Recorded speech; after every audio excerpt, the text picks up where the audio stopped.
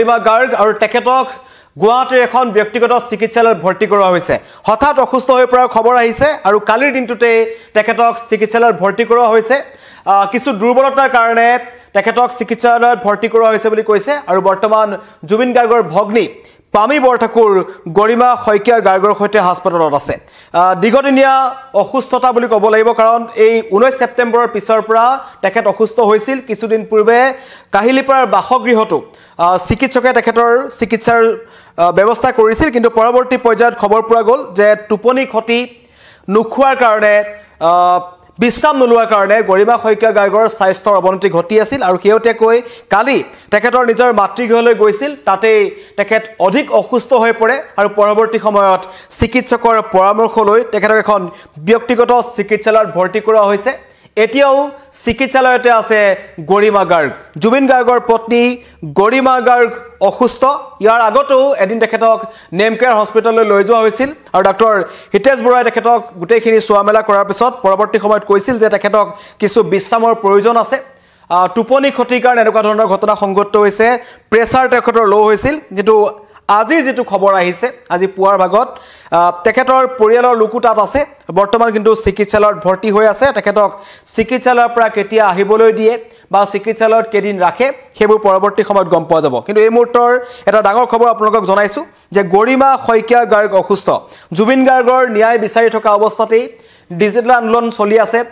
#justice4Jubin Garg গৰিমা শইকীয়া গাৰ্গে সেই কথাটো আৰম্ভণি কৰিছিল খুনাপুৰৰ পৰা কৈছিল যে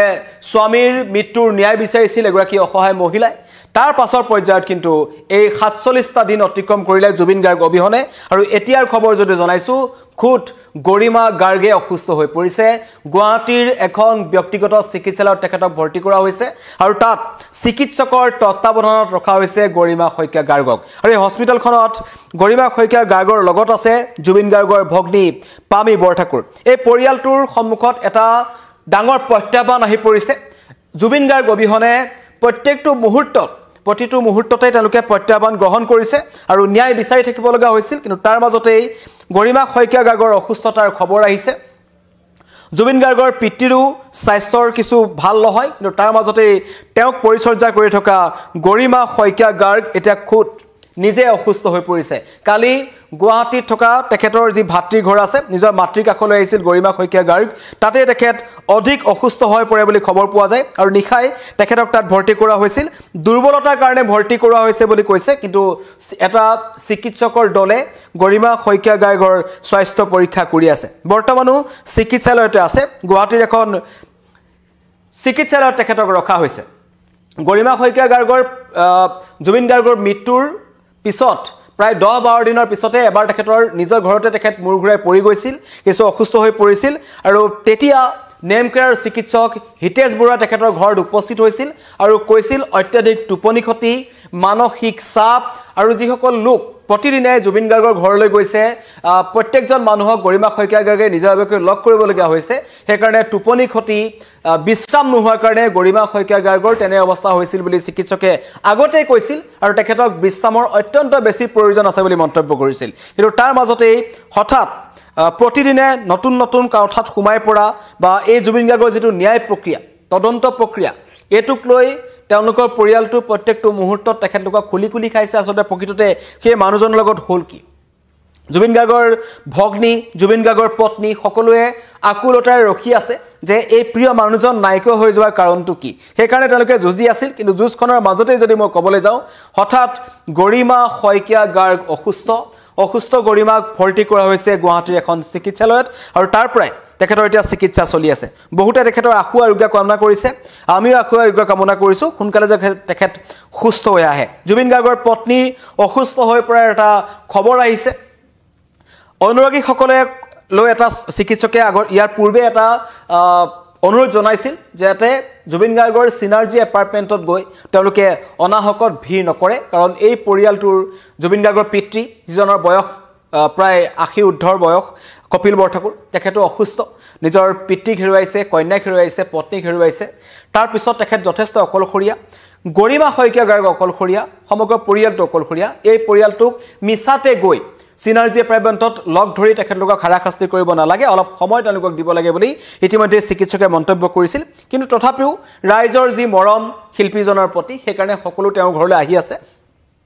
কিন্তু তাৰ কাৰণে এই গৰিমা শইকীয়া গাৰ্গসহ তেওঁলোকৰ পৰিয়ালৰ অন্য সদস্যসকলৰ বিশ্ৰাম বা টোপনি এনেকুৱা ধৰণৰ কামবোৰ নোহোৱা হৈ গৈছে শুব পৰা নাই সময়ত খাব পৰা নাই ঔষধ ল'ব পৰা নাই প্ৰত্যেকটো মুহূৰ্তত এজন মানুহক হেৰুৱাৰ এটা বেদনা তেওঁলোকৰ বুকুত আছে সেইকাৰণে এই গৰিমা শইকীয়া গাৰ্গ এই ৪৭টা দিনত যথেষ্ট অসুস্থ হৈ পৰিছে আৰু অৱশেষত তেখেতক চিকিৎসালয়ত ভৰ্তি কৰাব লগা অৱস্থা হ'ল আৰু তাৰ পিছত এতিয়াও তেখেত চিকিৎসকৰ তত্ত্বাৱধানতে আছে দুৰ্বলতাৰ বাবে ভৰ্তি কৰি দিয়া হৈছে চিকিৎসালয়ত আৰু ইয়াৰ আগতো মই ইতিমধ্যে কৈছোঁ ডাক্তৰ হিতেশ বৰুৱা যিজন জুবিন গাৰ্গৰ তেখেতে স্বাস্থ্য পৰীক্ষা কৰাই ব্যক্তিগত চিকিৎসক বুলি ক'ব লাগিব জুবিন গাৰ্গৰ তেওঁ যেতিয়া হঠাৎ এদিন জুবিন গাৰ্গৰ ঘৰলৈ গৈছিল সেইদিনাখনটো কিন্তু গৰিমা শইকীয়া গাৰ্গৰ মূৰ ঘূৰাই তেওঁ বহি গৈছিল পৰি যাবলৈ লৈছিল ৰক্ষা পৰে কিন্তু পিছৰ পৰ্যায়ত চিকিৎসকে কৈছিল যে এনেকৈ হ'লে নহ'ব কিছু বিশ্ৰামৰ প্ৰয়োজন আছে বিশ্ৰাম দিব লাগিব কিছু তেখেতলোকে সামাজিক মাধ্যমৰ পৰা আঁতৰি থাকিব লাগিব সাধাৰণ লোকৰ পৰা লগ কৰাৰ পৰা তেওঁলোক আঁতৰি থাকিব লাগিব তেতিয়াহে এটা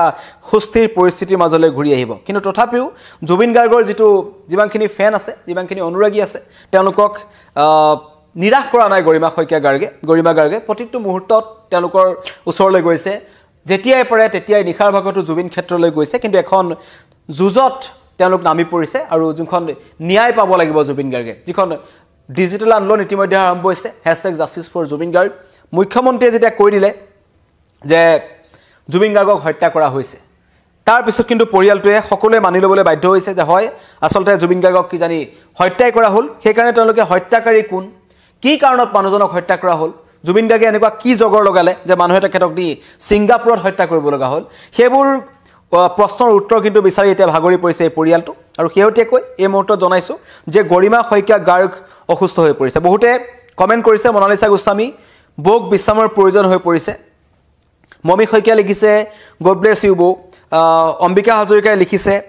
দুৰ্লভ দাসে লিখিছে সকলোৱে মন্তব্য কৰি আছে যে গৰিমা শইকীয়া গাৰ্গৰ আশু আৰোগ্য কামনা কৰিছে অতি শীঘ্ৰে যাতে জুবিন গাৰ্গৰ পত্নী গৰিমা গাৰ্গ সুস্থ হৈ আহক আৰু তেখেতৰ যি দুৰ্বলতাৰ কাৰণ ইতিমধ্যে চিকিৎসকে কৈছিল যে কিছুদিন জিৰণি লোৱাৰ প্ৰয়োজন আছে কাৰণ তেওঁলোকৰ বিশ্ৰামহীন হৈ পৰিছে 19 ছেপ্টেম্বৰৰ পিছত এই পৰিয়ালটো ভাবক প্ৰত্যেকজন অসমবাসীয়ে প্ৰত্যেকটো মুহূৰ্তত শান্তিত থাকিব পৰা নাই এটা মুহূৰ্ত তেওঁলোকে শান্তিত পাৰ কৰিব পৰা নাই তেনে পৰিস্থিতিত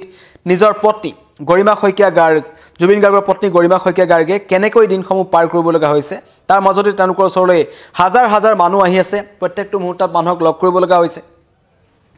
আৰু জুবিন গাৰ্গৰ কথাৰ কাৰণে কিন্তু সেইগৰাকী গৰিমা শইকীয়া গাৰ্গ অসুস্থ হৈ পৰিছে আৰু কালি তেখেতৰ মাতৃ ঘৰলৈ গৈছিল গুৱাহাটীত থকা নিজৰ মাকৰ কাষলৈ গৰিমা শইকীয়া গাৰ্গ গৈছিল তাতে অসুস্থ হৈ পৰে বুলি খবৰ আহিছে আৰু কালিয়ে তেখেতক চিকিৎসালয়ত ভৰ্তি কৰা হ'ল কালিৰ পৰা আজিলৈকে তেখেত চিকিৎসালয়তে আছে চিকিৎসালয়ৰ পৰা তেওঁক ৰিলিজ কৰা হোৱা নাই হয়তো কিছুদিন বিশ্ৰামৰ কাৰণে বা চিকিৎসাৰ দোহাই দি তেখেতক চিকিৎসালয়ত হয়তো ৰাখিব আৰু চিকিৎসালয়ৰ পৰা সম্পূৰ্ণ সুস্থ হোৱাৰ পাছতহে তেখেতক তাৰ পৰা আহিবলৈ দিব বিশেষজ্ঞ চিকিৎসকৰ এটা দলে তেখেতৰ স্বাস্থ্য পৰীক্ষা কৰি আছে কি অসুবিধা পাইছে কি অসুবিধা নাই পোৱা সকলো ইতিমধ্যে ওলাব আৰু পৰাপক্ষত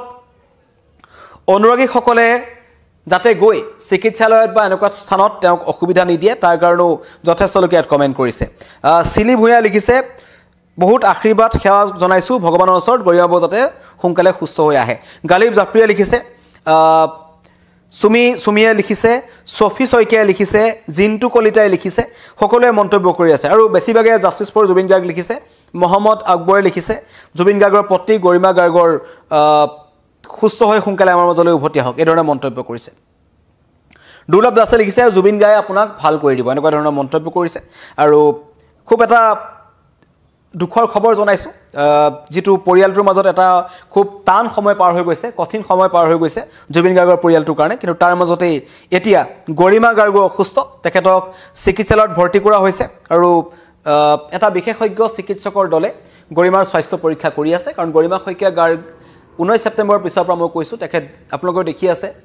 প্ৰত্যেকটো মুহূৰ্তত কান্দি কান্দি য'ত গৈছে তেখেতে কান্দি কান্দি ভাগৰি পৰিছে তেনে পৰিস্থিতিত মানুহগৰাকী অসুস্থ হৈ পৰাটো স্বাভাৱিক সেইকাৰণে সেই মানুহগৰাকী কিছু বিশ্ৰামৰ প্ৰয়োজন আছে গৰিমা শইকীয়া গাৰ্গৰ আশু আৰোগ্য কামনা কৰিছোঁ গুৱাহাটীৰ এখন চিকিৎসালয়ত তেখেতৰ চিকিৎসা চলি আছে ধন্যবাদ